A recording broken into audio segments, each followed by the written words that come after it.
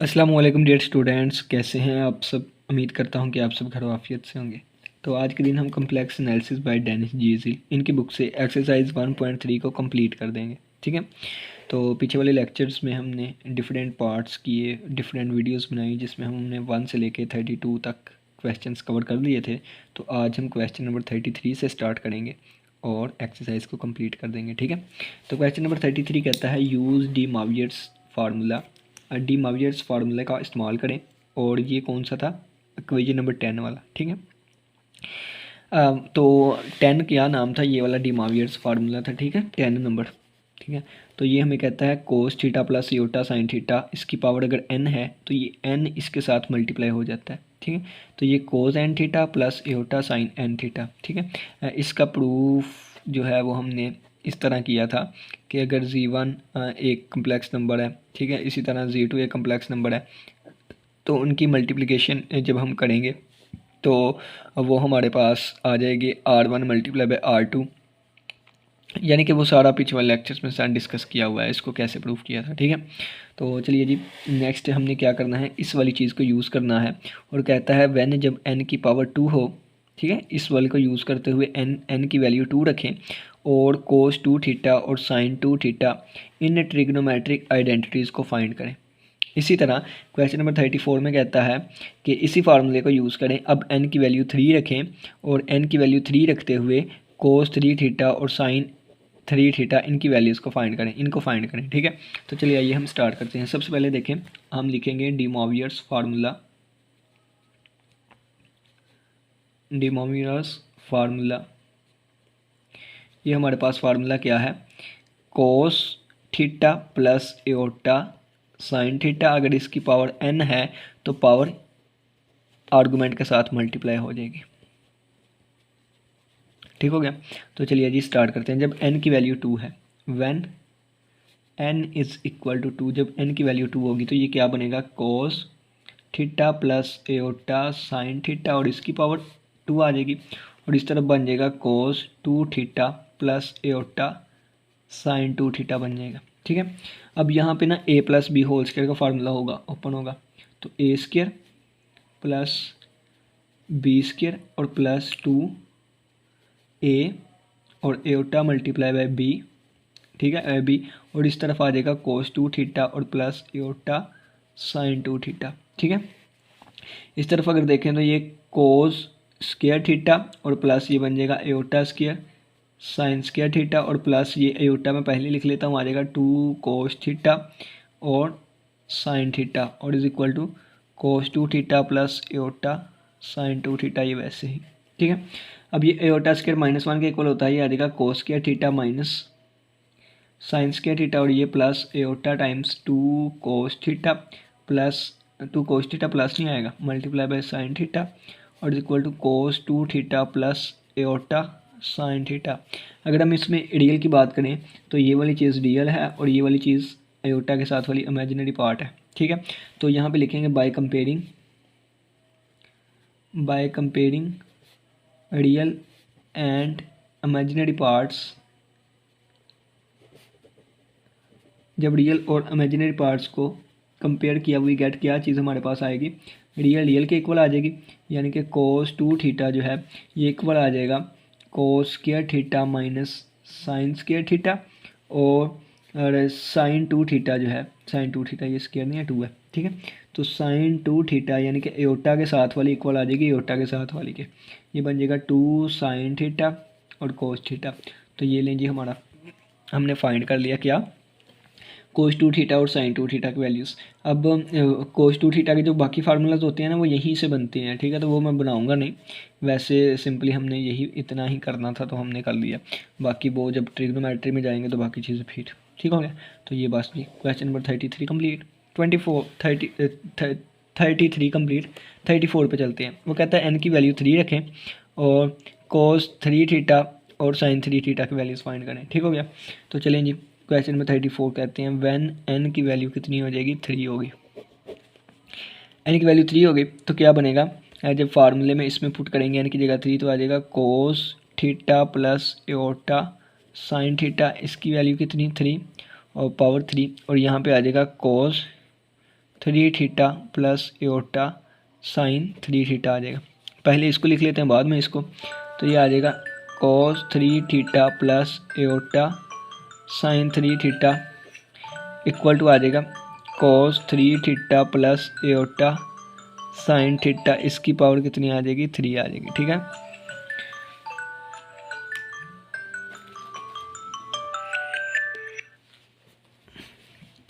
देखिए आगे इसको कंटिन्यू करें। अब यहाँ पे ना इसकी वैल्यू पुट कर देंगे, इसको इक्वेशन नंबर 1 का नाम दे देते हैं। तो इस राइट हैंड साइड को लेके चलूँगा और आगे जाके इसकी वैल्यू फाइंड करूँगा, बाद में दोबारा यहाँ पुट कर दूँगा। ठीक है, इक्वेशन नंबर 1 का नाम दे दिया इसको, by taking right hand side, by taking right hand side we get, जब राइट हैंड साइड लेंगे तो राइट हैंड साइड हमारे पास क्या है, cos 3 theta plus iota sine, cos 3 theta नहीं है, cos थीटा है अकेला। ठीक है, cos theta plus iota sine theta whole की पावर कितनी है 3 है। तो यहाँ पे फार्मूला ओपन हो जाएगा, कौन सा, a cube plus 3 a square b plus 3 a b square plus b cube. ठीक है, वो फार्मूला हम यूज़ करने लगे हैं। तो देखें ये आ जाएगा cos cube theta plus iota sine theta, a की 3 जमा बी की 3 जमा 3 ए स्क्र बी और प्लस 3 ए और बी स्क्र। ठीक है, ये फार्मूला ओपन है, ए की 3 जमा बी की 3 जमा 3 ए स्क्र बी जमा 3 ए बी स्क्र। ठीक हो गया। तो ये हमारे पास क्या बन जाएगा, cos की पावर 3 थीटा प्लस एओटा की पावर 3 साइन की पावर 3 थीटा और प्लस 3 एओटा पहले लिख लेता हूँ, एओटा पहले आ गया 3 cos square theta sine theta और प्लस ये 3 और cos थीटा और ये एओटा स्क्वायर की जगह -1 आ जाएगा और ये आ जाएगा साइन स्क्वायर थीटा। ठीक हो गया। अब यहाँ पे थोड़ा सा गौर करिएगा, ये cos 3 theta cos cube theta, अब एओटा क्यूब किसके इक्वल होता है, aorta cube aorta square multiply by aorta होता है। तो aorta square -1 multiply by aorta तो माइनस एओटा आ जाएगा। ठीक है, इसकी वैल्यू माइनस एओटा, तो ये माइनस एओटा और ये आ जाएगा साइन क्यूब थीटा और प्लस ये बन जाएगा aorta multiply by 3 cos square theta sine theta और ये बन जाएगा एओटा स्क्वायर -1 होता है तो यहाँ माइनस आ जाएगा -3 cos थीटा और साइन स्क्वायर थीटा। ठीक हो गया।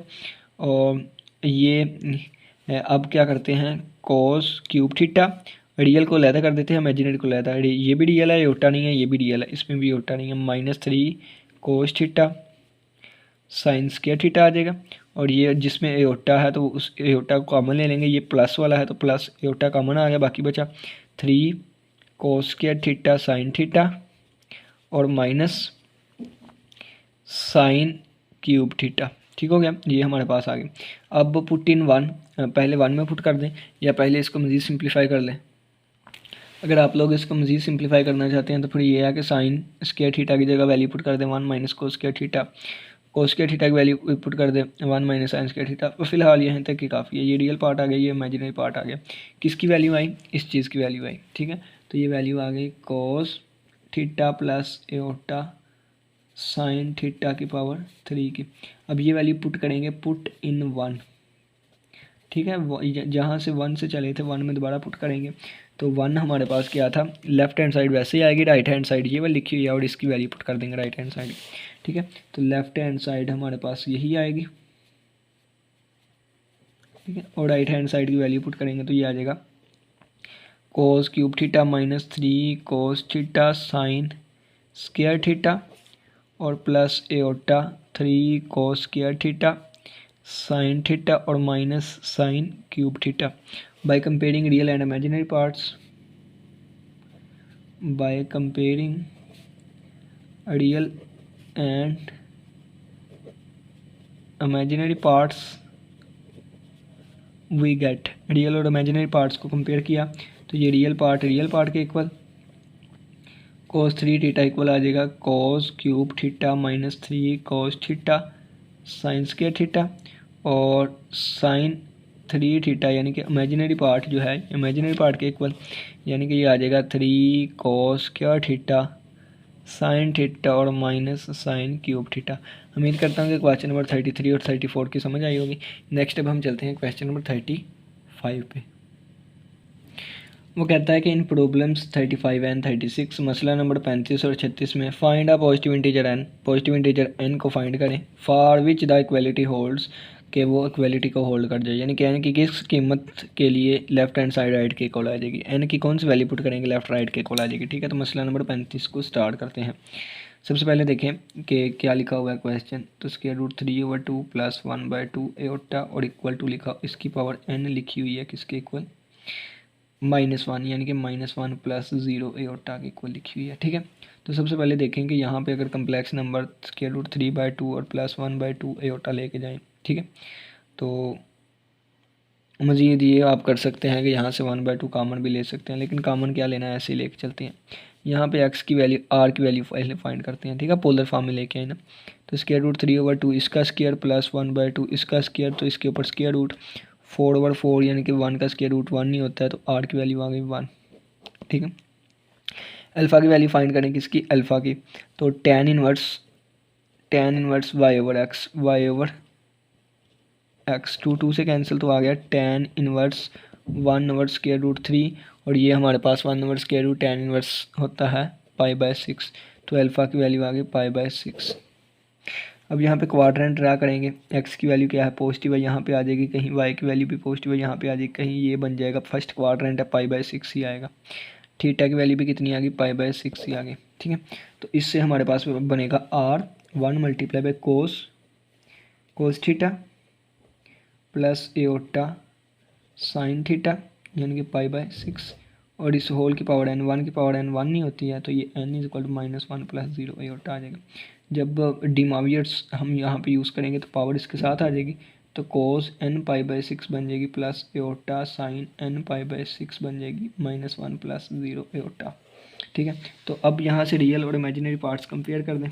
ठीक है, तो ये वाली चीज़ किसके इक्वल आ जाएगी, -1 के इक्वल आ जाएगी। ठीक है, तो कोस n π/6 इक्वल आ गया -1,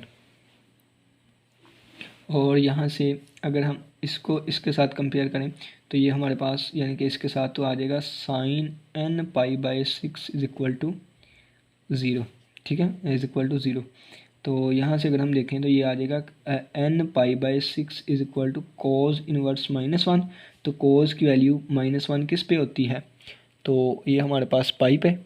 ठीक है, पाई पे आ जाएगी, पाई पे, पाई के साथ कैंसिल आउट हो गया, तो 6 उधर जाके 1 से मल्टीप्लाई होगा, 6 1 बार 6, n की वैल्यू 6 आ गई। ठीक है, या आप यहाँ से कह सकते हैं कि साइन किस किस एंगल पे हमारे पास वैल्यू 0 आती है, पाई पे आती है, तो ये पाई के साथ कैंसिल आउट हो गया, ये साइन इनवर्स उधर जाके हो जाएगा ना, तो ये n की वैल्यू यहाँ से भी 6 आ गई, तो n की वैल्यू 6 के लिए ये इक्वलिटी होल्ड करती है। ठीक है, नेक्स्ट ये वाला क्वेश्चन हम करते हैं, क्वेश्चन नंबर 36। अब ये देखें कि आपको पता है कि अगर हमारे पास स्क्वायर रूट 2 अकेला लिखा हो तो इसको हम 2 दफ़ा स्क्वायर रूट में भी लिख सकते हैं। ठीक है, तो इसी तरह जब बटे में हम 2 दफ़ा स्क्वायर रूट में लिखेंगे, यानी कि ये भी 2 का स्क्वायर रूट, ये भी 2 का स्क्वायर रूट, यानी कि 2 को 2 दफ़ा लिख लिया, तो ये 1 1 से कैंसिल, ये 1 1 से कैंसिल, ये आ जाएगा -1/2 और +1/2, इसका भी स्क्वायर रूट, इसका भी स्क्वायर रूट के साथ एओटा। ठीक है, और इसकी पावर n है, और ये किसके इक्वल आना चाहिए, 1 के इक्वल आना चाहिए। ठीक है, चलें जी देखें, और इसकी पावर कितनी है, n है। तो सबसे पहले हम इस कम्प्लेक्स नंबर को लेकर चलते हैं। ठीक है, सबसे पहले हम इस कम्प्लेक्स नंबर को लेकर चलते हैं, इसमें r की वैल्यू क्या आएगी, तो -1 ओवर स्क्वायर रूट का ये 1/2 आ जाएगा, और ये भी 1/2 आ जाएगा, तो 1/2 तो मुकम्मल बन गया। मुकम्मल का स्क्वायर रूट कितना, 1 का स्क्वायर रूट 1 ही, r की वैल्यू आ गई 1। अल्फ़ा की वैल्यू निकालें सबसे पहले, तो tan इनवर्स y/x, तो पॉजिटिव वैल्यू लेके चलते होते हैं, नेगेटिव नहीं, क्योंकि इसका मोड होता है। ठीक है, नेगेटिव पॉजिटिव, ये इसके साथ कैंसिल होकर tan इनवर्स 1 आ जाएगा। अब tan की वैल्यू 1 कहाँ पे होती है, π/4 पे। ठीक है, तो अल्फ़ा की वैल्यू आ गई π/4। क्वाड्रेंट ड्रा कर लेते हैं, तो x की वैल्यू नेगेटिव, तो यहाँ पे y की वैल्यू पॉजिटिव, यहाँ पे लाया करेगा हमारा नंबर।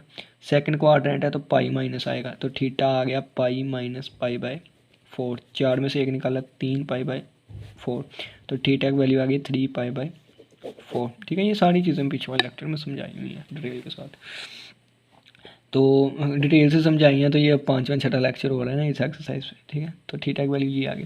तो अब यहाँ पे इस कम्प्लेक्स नंबर को पोलर में लिखेंगे, तो r1, और ये आ जाएगी हमारे पास कोस थीटा कोस 3 π/4, और plus iota sine theta sine 3 π/4, और पावर कितनी है, n है, 1 की पावर n ज़्यादा कर दी तो 1 ही आ गया, इसकी पावर n अलहदा कर दी, ठीक है। इसका आंसर 1 के इक्वल यानी कि 1 + 0 एयोटा, ठीक है।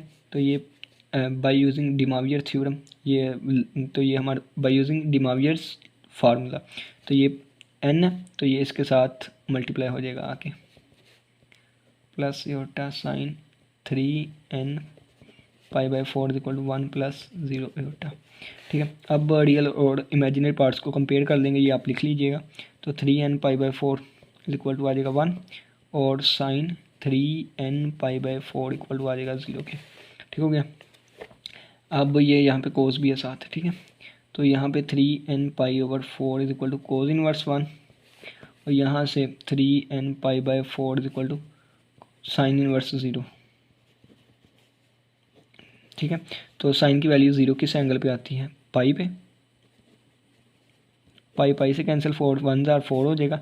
तो 3n = 4, तो n की वैल्यू 4/3 आ गई, बस सही है, निकल आई वैल्यू। तो उम्मीद करता हूँ कि क्वेश्चन की समझ आएगी। n की इस वैल्यू के लिए हमारे पास वो इनइक्वालिटी जो है वो होल्ड करेगी, और ज़रूरी नहीं सिर्फ और सिर्फ इस एक वैल्यू के लिए, और वैल्यूज़ भी निकल के आ सकती हैं। कैसे, यहाँ पे साइन इनवर्स 0 जो है वो 0, साइन 0 भी तो 0 होता है ना। अगर हम इसकी जगह पे ये पुट कर दें 0, क्योंकि साइन इनवर्स 0 0 होता है, तो यहाँ पे 3n π = 0 हो जाएगा। तो n π 0, यहाँ से n की वैल्यू कितनी आ जाएगी, 0 आ जाएगी। 0 पे भी ये इनइक्वालिटी होल्ड करती है, ठीक है। आपको पता है ना पीरियाडिक होता है, ये देखें, एक ये है कम्प्लेक्स नंबर, ये क्या है, कम्प्लेक्स नंबर है, नहीं सेकंड क्वाड्रेंट में था, ये कम्प्लेक्स नंबर है ना। यहाँ से लेकर यहाँ तक दोबारा घूम के आए, दोबारा ये कम्प्लेक्स नंबर है, दोबारा घूम के आए, दोबारा यही कम्प्लेक्स नंबर है, दोबारा घूम के आए, दोबारा यही कम्प्लेक्स नंबर है, ठीक है। तो इस बात की टेंशन नहीं लेनी है आपने कि यानी कि किस वैल्यू के लिए, ठीक है। कोई एक वैल्यू आप निकाल के दे दें, ठीक है। आप चाहें तो आप ये भी लिख सकते हैं 3n π/4 है, और साइन की वैल्यू 0 किस पे होती है, 2π लिख दें, तो ये 8π बन जाएगा। 3n π = 8π हो जाएगा, पाई से कैंसिल, और n की वैल्यू 8/3 आ गई, ठीक है। देखें जैसे मर्जी आप करी जाएँ, कोई एक वैल्यू लिखनी है आपने, अपनी मर्जी की जो सी मर्जी लिख लीजिएगा, 0 लिख लें, 4/3 लिख दें, या ये वाली लिख लें, ठीक हो गया। नेक्स्ट क्वेश्चन पे चलते हैं, क्वेश्चन नंबर 37। अब ये देखें क्वेश्चन नंबर 37 38 लास्ट क्वेश्चन हैं। कहता है for the complex numbers z1 = -1, तो z1 की वैल्यू हमारे पास क्या है, -1 + 0 एयोटा। z2 की वैल्यू हमारे पास क्या है, 0 + 5 एयोटा, ठीक है। कहता है वेरीफाई करें कि principal argument of z1 × z2 equal नहीं है argument of z1 + argument of z2। Principal argument of z1 / z2 not equal to principal argument of z1 - principal argument of z2, ठीक हो गया। तो ये वाली चीज़ें क्या हैं, ये एक्सरसाइज 1.3 से फ़ौरन ऊपर जो एक डब्बा बना हुआ है ना, उसमें 4 फैक्ट्स लिखे हुए हैं, उनमें से एक फैक्ट ये भी है। तो जो मैंने लास्ट लेक्चर बनाया था ना एक्सरसाइज से पहले वाला, वहाँ पे ये मैंने डिटेल से बताई भी हुई थी चीज़ें, और आर्गूमेंट और प्रिंसिपल आर्गूमेंट में मैं ये चीज़ें डिटेल से आप लोग को बता के आया हूँ इन दोनों को, ठीक है। तो आप कंसेप्ट वाले लेक्चर्स लाजमी देखिया करें, इससे जो पीछे होते हैं यानी कि एक्सरसाइज जो पहले। अब इन जनरल ये चीज़ नहीं दुरुस्त होती, कोई वैल्यूज़ उठाएंगे तो वो ठीक हो जाएगी, लेकिन इन जनरल नहीं होती, ठीक है। तो ये प्रिंसिपल आर्गूमेंट कौन सा होता है, जो कि -π से लेके पाई के दरमियान लाई करे और पाई के इक्वल भी हो सकता है, ठीक है। ये सारी चीज़ें डिटेल से पीछे डिस्कस करके आया हूँ, यहाँ पे अब सिर्फ और सिर्फ क्वेश्चन सोल्व करेंगे उन कंसेप्ट की प्रैक्टिस के तौर पर, ठीक है। चलिए जी स्टार्ट करते हैं। क्वेश्चन नंबर 37 बिल्कुल यही कहता है, लेकिन 38 भी यही है, कहता है यही लें, और ये सिंपल आर्गूमेंट है, ठीक है। ये सेट ऑफ वैल्यूज़ होती हैं, ये सिर्फ और सिर्फ एक वैल्यू होती है जो कि रेंज के अंदर लाई करती है। रेंज कौन सी, -π से लेके +π के दरमियान वाली। देखें सबसे पहले आर्गूमेंट, पहला कहता है कि z1 का आर्गूमेंट मालूम करें और प्रिंसिपल आर्गूमेंट, ठीक है। तो आर्गूमेंट मालूम करने लगे हैं z1 का, यहाँ पे आर्गूमेंट लिख दूंगा z2 का, ठीक है। और यहाँ पे हम आर्गूमेंट लिखेंगे z1 × z2 का, और यहाँ पे हम आर्गूमेंट लिखेंगे z1 / z2 का, यहाँ पे हम आर्गूमेंट लिखेंगे z1 का, यहाँ पे आर्गूमेंट लिखेंगे z2 का, यहाँ पे आर्गूमेंट लिखेंगे z1 × z2 का, और यहाँ पे हम आर्गूमेंट लिखेंगे z1 / z2 का, ठीक है। तो चलिए आइए हम स्टार्ट करते हैं। z1 क्या है, -1 + 0 एयोटा, जी है ना। इसका आर्गूमेंट क्या आएगा, अल्फ़ा की वैल्यू आ जाएगी tan इनवर्स y/x 1/-1/0, इसका मोड लेते होते हैं, ये वैल्यू पॉजिटिव हो जाएगी, यानी कि tan इनवर्स इन्फिनिटी हो जाएगी, जो कि tan इनवर्स इन्फिनिटी आंसर आएगा हमारे पास π/2। ठीक हो गया। अब ये अल्फ़ा की वैल्यू आई है, हमें किसकी चाहिए, थीटा की। तो थीटा की वैल्यू क्या आएगी, क्वाड्रेंट बनाइए यहाँ पे, एक्स वाई 0 है, एक्स की वैल्यू -1 इस तरफ होगा, ठीक है, -1 इस तरफ होगा, एक्स की वैल्यू माइनस है, वाई 0 है, इस तरफ होगा। ये एंगल यहाँ से लेके यहाँ तक कितना होगा, पॉजिटिव π/2। क्या है, पॉजिटिव π/2 है। कितना है, पॉजिटिव π/2। लेकिन कितना, पॉजिटिव π/2, तो ये यहाँ नहीं है, यहाँ से लेके यहाँ तक होगा, ठीक है। π/2 इतना ही फर्क आता है ना यहाँ पे, तो इसमें मज़ीद π/2 ऐड करेंगे, यानी कि हमें एंगल तो यहाँ से यहाँ तक चाहिए था। अगर इतना नहीं तो हम ये वाला एंगल ले लेते हैं जो कि रेंज में आ सके। तो ये इतना एंगल चाहिए था, हमारे पास इतना अवेलेबल है, तो हम क्या करेंगे, π/2 और उसमें हम क्या कर देंगे, π-0 कर देंगे, ठीक है, π-0, यानी कि सेकंड, दोबारा देखें नहीं समझ आई होगी। हमारे पास आ गया π/2 और हमने देखा कि ये कम्प्लेक्स नंबर लाए कहाँ पे करता है, -1 यहाँ पे आता है, -1 +0 वाई में जाना ही नहीं हमने, यानी कि ये कम्प्लेक्स नंबर आ गया हमारे पास, ये कम्प्लेक्स नंबर आ गया। अब यहाँ अब एंगल कितना आया, π/2, तो π/2 का मतलब है यहाँ से लेके यहाँ तक हमारे पास एंगल आ गया π/2, ठीक है। लेकिन हमें कहाँ से चाहिए, यहाँ से लेके यहाँ तक चाहिएगा, और ये हमारे पास टोटल पाई है। या सिंपली आप ये कह लें कि हम यहाँ तक पहुँचे हैं, तो यहाँ तक पहुँचने के लिए क्या करेंगे, π-0 करेंगे, ये पाई है ना, π-0 करेंगे तो दोबारा ये एंगल आ जाएगा, ठीक है। दो तरीके हैं, आप चाहें तो इस तरह भी कह सकते हैं, चलो बस यही काफ़ी है, ठीक हो गया। तो ये हमारे पास π-0, तो थीटा की वैल्यू कितनी आ जाएगी, पाई आ जाएगी, थीटा की वैल्यू पाई। अब ये हमारे पास प्रिंसिपल आर्गूमेंट आ गया है। अब हम चलते हैं, ये किसका, z1 का प्रिंसिपल आर्गूमेंट कितना आ गया, पाई आ गया। अब हम चलते हैं z2 के प्रिंसिपल आर्गूमेंट पे, ठीक है, z2 का। तो z2 का बनाने के लिए देखें कि tan inverse alpha is equal to tan inverse y/x, तो 5/0, ये भी अनडिफाइंड बनेगा, ये अनडिफाइंड नहीं, ये 0 बनता था, ये 0 बनता था, और ये 0 बनता था, ये गलती हो गई। और tan इनवर्स 0 क्या होता है, tan इनवर्स 0 पाई होता है, ठीक है। तो ये डायरेक्ट ही हमारे पास पाई आ गया था, इतना खेचल करने की, इतनी मुशक्क़त करने की ज़रूरत ही नहीं है, डायरेक्ट ही पाई आ गया था, ठीक है। अगर इन्फिनिटी होता ना तो फिर भी आंसर यही आना था, ठीक है। तो देखें जी, tan इनवर्स 5/0, ये tan इनवर्स इन्फिनिटी बनेगा, और ये बनेगा हमारे पास π/2, ये π/2 बन गया। इसका क्वाड्रेंट अगर हम ड्रा करें, इसका यहाँ पे हम क्वाड्रेंट ड्रा करने लगे हैं, कौन सा कम्प्लेक्स नंबर है, 0, एक्स में 0 है, वाई में 5 है, यानी कि ये वाला बनेगा, ये वाला। तो π/2 आया है, तो π/2 ठीक आया है। तो थीटा की वैल्यू कितनी आएगी, π/2, तो ये हमारे पास आ गया π/2, ठीक है। कितना आ गया, π/2। अब हम चलते हैं इन दोनों की मल्टीप्लिकेशन पे, ठीक है, इन दोनों की मल्टीप्लिकेशन, z1 को z2 से मल्टीप्लाई करें तो z1 multiply by z2, z1 की वैल्यू कितनी है, z1 की वैल्यू है -1 + 0 होता है, यानी कि -1 ही है। z2 की वैल्यू कितनी है, 5 ही होता है, तो 5 ही होता है, ये हमारे पास -5 ही होता बन जाएगा, ठीक है। तो इसको जब हम इसका tan इनवर्स फाइंड करेंगे, ये क्या है, 0 + 0 - 5 ही होता है, ठीक है, 0 - 5 ही होता है। इसका tan इनवर्स फाइंड करेंगे, tan इनवर्स x 0 है, y 5 है, अब y/x करते हैं ना, तो पॉजिटिव वैल्यूज़ लेते हैं, तो ये tan इनवर्स, यानी कि दोबारा tan इनवर्स इन्फिनिटी बनता होगा, जो कि π/2 के इक्वल होता है। यहाँ पे ट्राई करें, -5 यहाँ पे आएगा, ठीक है, तो ये -π/2 इस तरफ होगा, यानी कि इसका थीटा जो है वो -π/2 आएगा। इसका कितना आ गया, -π/2 आ गया, ठीक है। z1 और z2 का फाइंड करें तो z1 क्या है हमारे पास, z1 -1 है, z2 5 योटा है, -1 और 5 योटा, ऊपर भी योटा से मल्टीप्लाई किया, नीचे भी, तो ये योटा और योटा स्क्वायर बन गया। आप रैशनलाइज कर लेना, योटा से मल्टीप्लाई डिवाइड किया, ऊपर योटा बन गया, नीचे योटा स्क्वायर, तो ये बनेगा -1/5, ये -1 माइनस माइनस प्लस हो जाएगा, योटा/5, यानी कि 1/5 योटा बन जाएगा, ठीक है। तो इसको हम लिख सकते हैं 0 प्लस ये वाली चीज़, ठीक है। तो इसका अगर हमने tan इनवर्स फाइंड करना हो तो अल्फ़ा आ जाएगा tan इनवर्स y/x, ये भी अनडिफाइंड π/2 बनेगा। इसको जब हम ड्रा करें यहाँ पे, तो ये क्या होगा, ये भी इसी लाइन पे आएगा, ये ऊपर वाली इस लाइन पे आएगा, ठीक है, इस लाइन पे। तो ये हमारे पास पॉजिटिव π/2 आएगा एंगल, तो ये हमारे पास आ गया, इसका आर्गूमेंट पॉजिटिव π/2 आ गया। अब यहाँ पे हम पुट करके देखते हैं दोनों को, क्या ये इसको सेटिस्फाई करते भी है कि नहीं, ठीक है, ये वाली चीज़ें जो है इसको सेटिस्फाई करती हैं कि नहीं आइडेंटिटी को। तो argument of z1 multiply by z2 कितना आया है, -π/2 is equal to argument of z1 pi plus argument of z2 π/2 क्या ये इसके इक्वल है? नहीं इक्वल।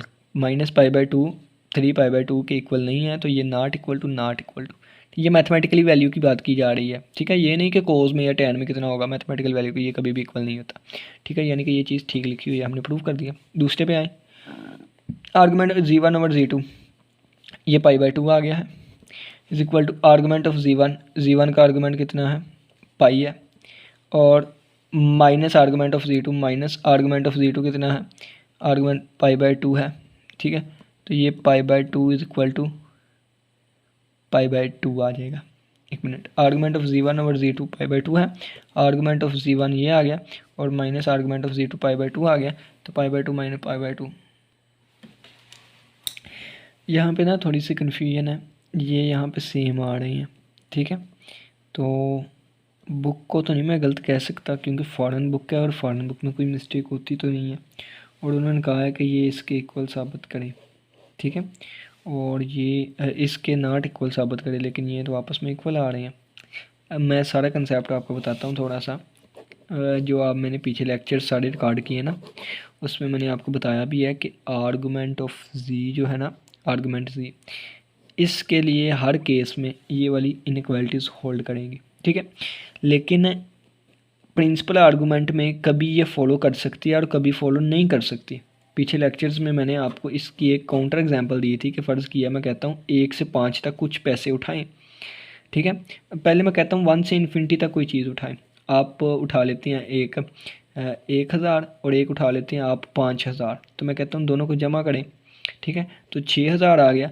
6,000 भी जो आया वो इसी रेंज में से आया, ठीक है। ये एग्जांपल इसकी थी, 2 आर्गूमेंट उठाए, उनको प्लस किया, तो वो जो प्लस करने पे जो रेंज आएगी वो भी इन्हीं में से आएगी, ठीक है। यानी कि वो भी एक आर्गूमेंट आएगा, ठीक है। लेकिन यहाँ पे मैंने क्या कहा था, मैंने यहाँ पे कहा था अगर फ़र्ज़ किया आप 3 रुपये उठा लेते हैं और 4 रुपये उठा लेते हैं, ये भी इस रेंज में से उठाया, ये भी इस रेंज में से उठाया, लेकिन जब आप इसको प्लस करेंगे तो ये उस रेंज में नहीं रहेगा, ठीक है। कुछ के लिए रह जाएगा, 1 और 2 उठा लेते तो इनका सम 3 इसी रेंज में से आना था, लेकिन मैक्सिमम यानी इन जनरल नहीं कह सकते कि इसी, कभी इसमें से आंसर आ भी सकता है, कभी नहीं भी आ सकता।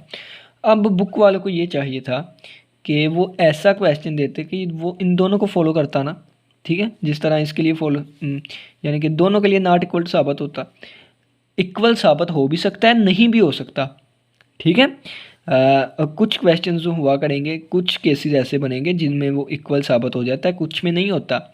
अब बुक वालों ने ये क्वेश्चन दिया है, उन्होंने कहा ये चीज़ साबित करें, तो दोनों में नॉट इक्वल टू आना चाहिए था, इसमें क्यों इक्वल टू आ गया ये मैं देख रहा हूँ। तो इसको आप लाजमी देखिएगा, अगर इसका कोई आपको सोल्यूशन मिले ना तो मुझे भी लाजमी गाइड करिएगा कमेंट सेक्शन में, ठीक है। अब देखें, अब इस पे आ जाते हैं नीचे, एट द एंड नीचे वाले पे। अब देखें आर्गूमेंट ऑफ जी, अब इन वाली प्रॉपर्टीज़ को हम फॉलो करते हैं, ठीक है, इस प्रॉपर्टीज़ को फॉलो करना है।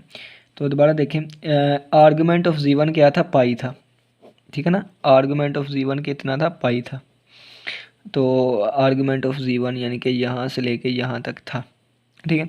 आर्गूमेंट ऑफ जी2 कितना था? आर्गूमेंट ऑफ जी2 ये वाला पाई था, ठीक है। अब argument of G1 multiply by G2 हमारे पास कितना है? Argument of G1 multiply by argument of G1 multiply by G2 कितना है हमारे पास? -पाई, यानी कि ये वाला है, ठीक है। अब इस वाली चीज़ को मैं चाहूँ तो ये वाली चीज़ भी लिख सकता हूँ, ठीक है। रेंज से बाहर ही लेके आनी है। ये देखें ना, यहाँ पे दोबारा देखें, अगर ये एंगल है तो इस एंगल को मैं इतना भी तो लिख सकता हूँ, यानी कि ये अगर -π/2 है तो इसको मैं +3π/2 भी तो लिख सकता हूँ, +270 भी तो लिख सकता हूँ। तो यानी कि मैंने इसकी जगह पे 270 लिख लिया, यानी कि इसकी जगह पे मैंने 270 लिख लिया। और ये कितना है? ये 90 है, और ये कितना है? ये 180 है। तो 180 + 90 कितना आंसर आ जाएगा? 270, ठीक है। अब ये प्रिंसिपल आर्गूमेंट में 270 नहीं लिख सकता, क्यों? क्योंकि प्रिंसिपल आर्गूमेंट एक रेंज में होना चाहिए, रेंज में ये नहीं आएगा। तो ये प्रिंसिपल, ये जी1 की जगह पे मैं यही लिख लेता हूँ 180, इसकी जगह यही लिख लेता हूँ 90, और ये हमारे पास कितना आ जाएगा? ये 270 आ जाएगा। किस तरह आएगा ये मैंने आपको यहाँ से समझा दिया। 90 जमा 180 270 आ गया, यानी कि ये पहली इनइक्वालिटी होल्ड कर गई। आप लिख लीजिएगा जैसे भी लिखना हो। अब नीचे वाले के लिए करवाते हैं जी1/जी2। जी1/जी2 का आंसर मेरा π/2 आ रहा था, π/2 आ गया, यानी कि इतना आया, ठीक है, इतना आया। तो अब जब लेफ्ट में से राइट माइनस करूँगा, 180 में से 90 निकाले, बाकी बचा 90, तो ये इक्वल आ रहा है, ये तो पहले इक्वल आ रहा था, अब इसको इक्वल क्या करूँ, ठीक है, ये तो पहले इक्वल आ रहा था, वो तो वहाँ यहाँ भी इक्वल आ रहा था, जब यहाँ इक्वल आ रहा है तो ये भी तो इक्वल ही बनेगा ना, ठीक है। तो इस पे ज़रा कन्फ्यूजन है, ठीक है। तो बस यही आपके सामने मैंने जो चीज़ रखनी थी, ये क्वेश्चन हो गया, ये भी हो गया। और इस पे ज़रा है कि ये अनइक्वल उन्होंने लिखा हुआ है लेकिन मेरा इक्वल आ रहा है, ठीक है। किसी को पता हो लाजमी बताइएगा। बाकी इनके अलावा किसी का कोई क्वेश्चन हुआ ना, इस एक कंसेप्ट के अलावा किसी का कोई क्वेश्चन हुआ तो लाजमी पूछिएगा। इसी के साथ इजाज़त दीजिए, अपना बहुत सा ख्याल रखिएगा। अल्लाह हाफिज़, अल्लाह निगहबान।